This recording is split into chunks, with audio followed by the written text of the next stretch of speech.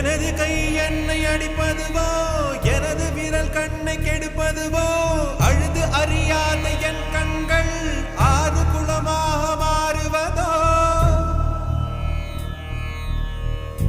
ஏனென்று கேட்கவும் நாதி இல்லை